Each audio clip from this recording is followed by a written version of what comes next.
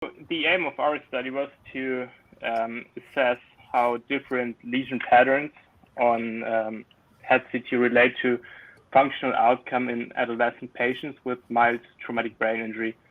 So in other words, what is the predictive value? Is there any predictive value in finding a brain CT lesion on CT in a young patient with mild traumatic brain injury after you decided to do a CT, for example, due to an abnormal clinical exam?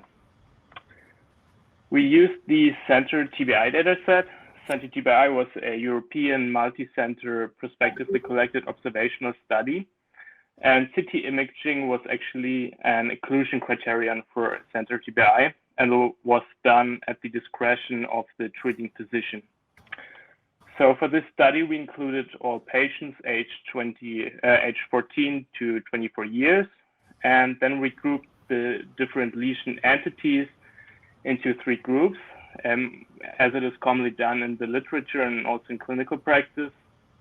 So we had intraaxial lesions that were made of contusions, intraventricular hemorrhages, and traumatic axonal injuries, extraaxial lesions, so epidural and subdural hematomas, subdural mixed densities, and subarachnoid hemorrhages, and then a combined lesion type, intraaxial and extraaxial lesions combined.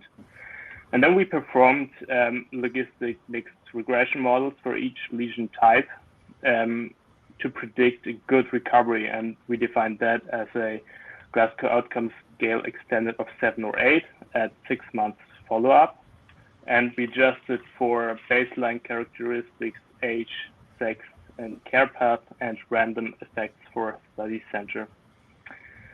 So we could include 320 patients from 43 centers across Europe, and the fraction of patients with intracranial lesion was quite high, over 1/3.